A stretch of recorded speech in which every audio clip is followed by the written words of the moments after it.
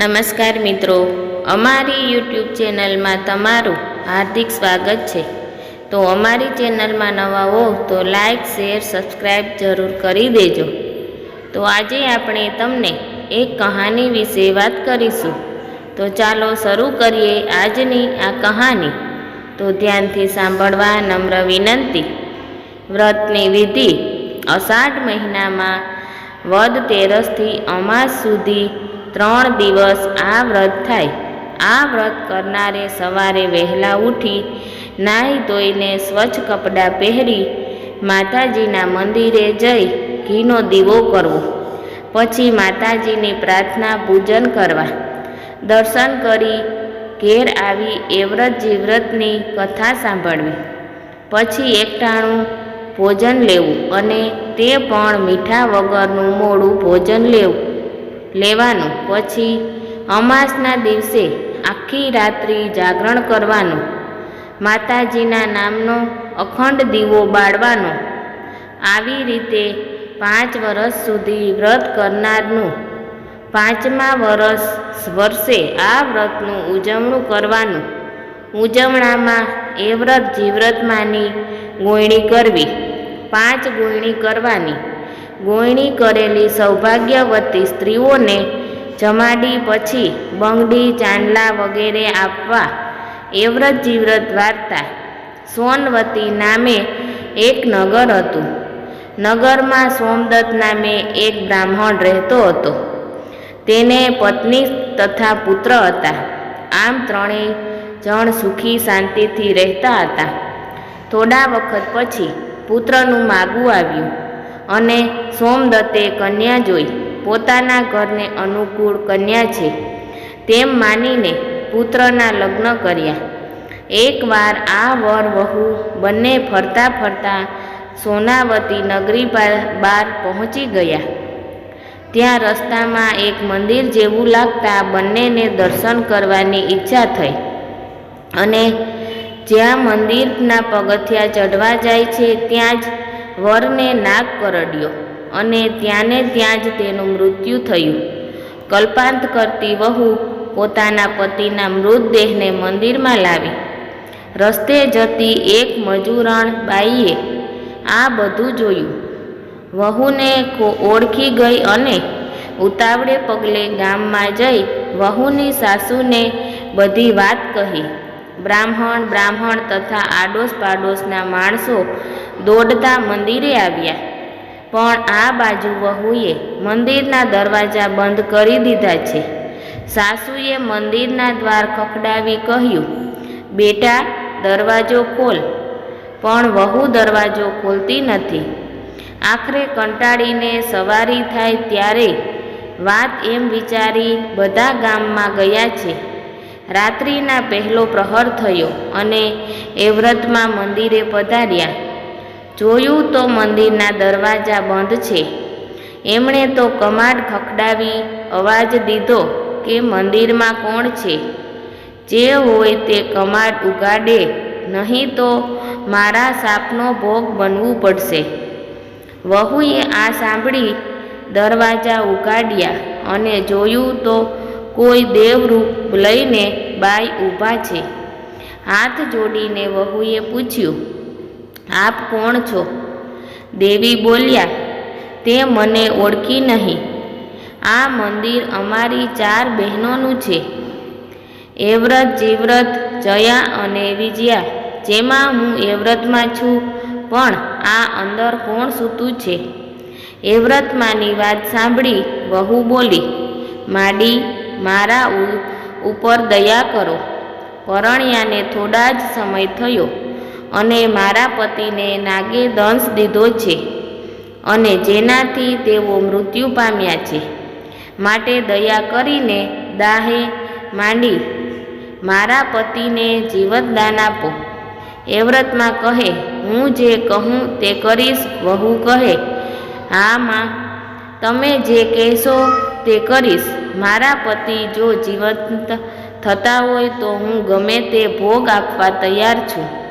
એ વ્રતમાં એ કહ્યું, તો તને જે પહેલું બાળક થાય તે મારું બોલ, છે તૈયાર? વહુ કહે, આપીશ, પહેલું બાળક તમને આપીશ, પણ કૃપા કરી મારા પતિને જીવિત કરો. એવ્રતમાએ તેના પતિ ઉપર દૃષ્ટિ કરી. ત્યાં તો પતિના શરીરમાં ચેતન જણાયું. એટલામાં પહેલો પહોર પૂરો થયો અને એવ્રતમાં અદૃશ્ય થઈ ગયા.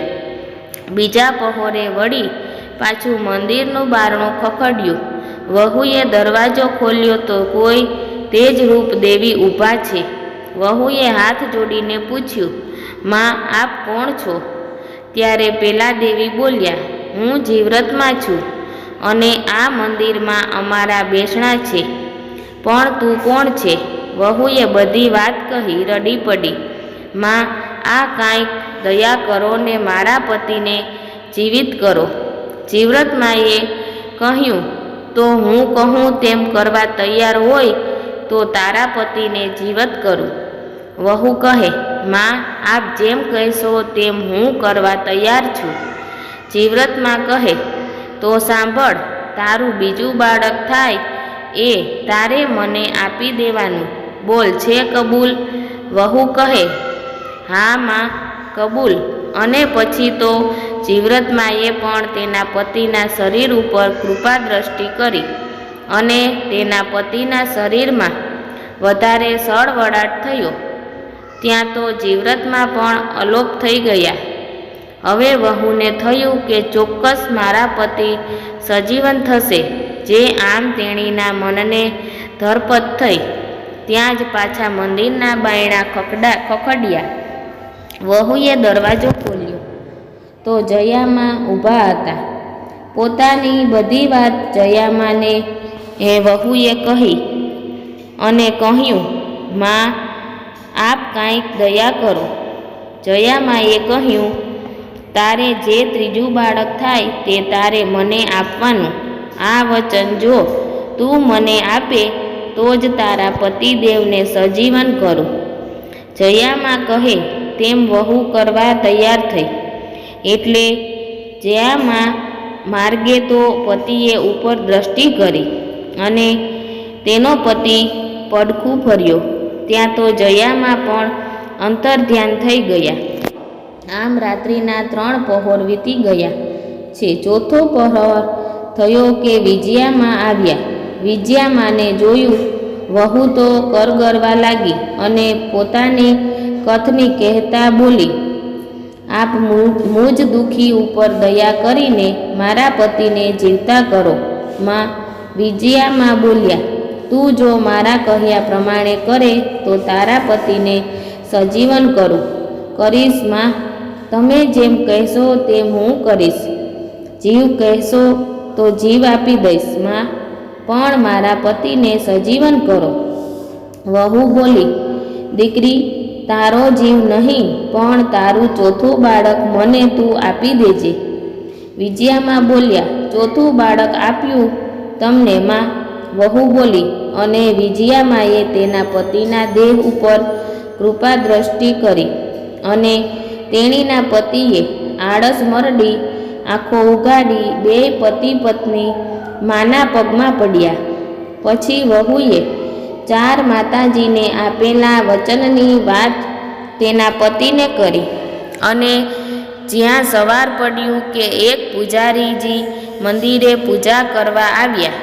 આ 2 પતિ પત્નીને માતાજીની પૂજા કરતા જોયા અને તુરંત તે વાત કરી. પૂજારીજી ગામમાં ગયા અને બ્રાહ્મણના માતા પિતાને સૌ પૂજારીની વાત સાંભળી હર્ષકેલા થઈ મંદિર તરફ દોડ્યા. મંદિરે આવીને પોતાના પુત્ર તથા પુત્રવધૂને હેમખેમ જોઈ બધાને આનંદ થયો. સૌ ઘરે આવ્યા. સમય જતાં વહુને સારા દિવસો દેખાયા અને બરાબર 9 માસે પુત્રને જન્મ આપ્યો. બીજે જ દિવસે રાત્રે એવ્રતમાં આવ્યા અને વહુને કહ્યું, દીકરી જાગે છે કે ઊંઘે છે? જાગું છું માં. વહુ બોલી, આપેલું વચન યાદ છે ને? માં બોલ્યા, હા માં. આપેલું વચન કેમ ભૂલાય? વહુ બોલી, તો લાવ મારો દીકરો. એવ્રતમાએ દીકરાની માગણી કરી. અને વહુએ તો પોતાના દીકરો વચન પાળવા એ વ્રતમાને સોંપી દીધો. પોતાના પતિના જીવન માટે પોતાના જણિયાનું બલિદાન આપ્યું. સવારે સાસુને ખબર પડી કે વહુની પાસે બાળક નથી. તેમને કાંઈ સમજણ પડી નહીં કે બાળકનું શું થયું. રાતમાં બાળકને કોણ લઈ જાય? ચોક્કસ આમાં કોઈ ગોટાળો છે. આમ થોડા વખત જતાં આ વાત ભૂલાઈ ગઈ. વળી પાછું 1-1.5 વર્ષ વીતી ગયું. વળી પાછા વહુને સારા દિવસો દેખાયા અને સમય થતાં પાછો વહુને દીકરો અવતર્યો અને જીવ્રતમાં એ વહુ પાસે વચન મુજબની માગણી કરી. વહુએ તો વચન મુજબ બીજો દીકરો જીવ્રતમાને આપી દીધો. સવારે સાસુ આવીને જોયું તો દીકરો નથી. વહુને ઢંઢોળીને પૂછ્યું, વહુ દીકરો ક્યાં? વહુ કહે, રાત્રે માતાજી આવ્યા અને દીકરો લઈ ગયા. સાસુને વહેમ પડ્યો કે નક્કી વહુ ડાકણ લાગે છે.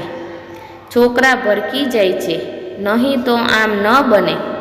માતાજી તો દીકરા આપે, લઈ થોડા જાય. સાસુને લાગ્યું કે વહુ ખોટું બોલે છે. દીકરા બેય ભરખી ગઈ અને માતાજીનું નામ આપે છે. હવેની વાર બરાબર ધ્યાન રાખવાનું મનમાં નક્કી કર્યું. સમય જતાં વાર નથી લાગતી. વહુને ત્રીજી સુવાવડમાં પણ દીકરો જ અવતર્યો. સાસુ વહુના ખાટલે બેઠી જાગે છે ત્યાં તો જયામાં આવ્યા અને ઘરમાં આવી ચારેય બાજુ નજર કે ફેરવી. નિંદ્રા દેવીની પ્રેરણા કરીને આખા ઘરના બધા સૂઈ ગયા. ખાટલે બેઠેલી સાસુ પણ ઝોકા ખાવા લાગી. પછી જયામાએ વહુને આપેલા વચનની યાદ દેવડાવી. વહુએ તો ત્રીજો દીકરો પણ આપી દીધો. સવારે સાસુ જાગીને જુએ છે તો દીકરો ગુમ. સાસુએ તો રારોડ કરી મૂકી, પણ હવે થાય શું? આખા ગામમાં વહુ ડાકણ છે ને, 3 દીકરા ભરખી ગઈ તેવી વાતો થવા લાગી. આ વાત ફેલાતી રાજાના કાને પહોંચી. રાજાને નવાઈ લાગી કે કમાલ છે માં, દીકરા ખાય નહીં અને ડાકણ કદી થાય નહીં. નક્કી કાંઈક ભેદ છે. તેમણે સાસુને કહેવડાવ્યું કે હવે અમને બોલાવજો. સમય જતાં વહુને ચોથી પ્રસૂતિ આવી. આ વખતે રાજા પોતે પહેરો ભરે છે, કારણ કે તેને જાણવું છે કે વાતમાં શો ભેદ છે. ત્યાં તો અડધી સતરાત્રે રાત વીતી છે અને વિજયામાં ચોથા દીકરાને લેવા આવ્યા. પોતાની શક્તિથી બધાને નિંદ્રામાં નાખી બોલ્યા, વહુ બેટા જાગે છે ને? હા માં, વહુ બોલી. આપેલું વચન યાદ રાખ્યું છે કે ભૂલી ગઈ? વિજયામાં બોલ્યા, ના માડી, બરાબર યાદ છે. વહુ બોલી, તો લાવ મારો દીકરો. વિજયામાં બોલ્યા. વહુએ વચન મુજબ ચોથો દીકરો વિજયામાને આપી દીધો. સવારે બધાએ જોયું તો દીકરો ન મળે. સાસુ તો વહુને જેમ તેમ બોલવા લાગી, પણ રાજાને કાંઈક રહસ્ય લાગ્યું. નક્કી કાંઈક ભેદ છે. વહુને 5મી સુવાવડ આવી અને દીકરી અવતરી. સવારે સાસુએ જોયું તો દીકરી સલામત છે. સાસુને સંતોષ થયો. દીકરી કિલકિલાટ કરે છે. આથી વહુએ કહ્યું કે માં, મારે ગોયણી જમાડવી છે. સાસુએ કાંઈ જવાબ આપ્યો નહીં. તેથી વહુ તો બીજે દિવસે સવારે વહેલા ઉઠીને નાહી ધોઈને ફૂલ પૂજાપો લઈને જીવ્રતમાના મંદિરે આવી અને માતાજીને કહ્યું, માં, મારે વ્રતનું ઉજવણું કરવાનું છે, માટે તમે ચારેય માતાજીઓ મારા ત્યાં ગોયણી થઈને આવો. આમ જીવ્રતમાં અને વિજયામાં વહુને ત્યાં ગોયણીઓ થઈને જમવા આવ્યા છે. વહુએ તો ભક્તિભાવથી જમવાનું પીરસીને જમાડવા માંડ્યા. ત્યાં તો ઘોડિયામાં સૂતેલી બાળકી રડવા લાગી. માતાજીએ કહ્યું, દીકરી કેમ રડી છે? વહુ બોલી, માતાજી, એને હિંચકો નાખનાર કોઈ નથી. જો ભાઈ હોય તો તે હિંચકો નાખે. ત્યાં તો ચારેય માતાજી બોલ્યા, ભાઈ કેમ નથી? એને તો 4 ભાઈઓ છે. લે, આ તારા ચારેય દીકરા. આમ ચારેય માતાજીએ વહુને તેના ચારેય દીકરા પાછા આપ્યા અને આશીર્વાદ આપી અંતર્ધ્યાન થયા. પછી તો ગામમાં બધાને સાચી વાતની ખબર પડી. સાસુને પણ સાચી વાતનો ખ્યાલ આવ્યો અને જ્યાં સર્વને સાચી વાતની ખબર પડી તો સૌને આનંદ થયો અને સૌ સુખેથી રહેવા લાગ્યા. હે એ વ્રતમાં, હે જીવ્રતમાં, હે જયામાં, હે વિજયામાં, આપ જેવા વહુને ફળ્યા તેવા આ વ્રત કરનારને, કથા સાંભળનારને, કહેનારને સર્વને ફળજો.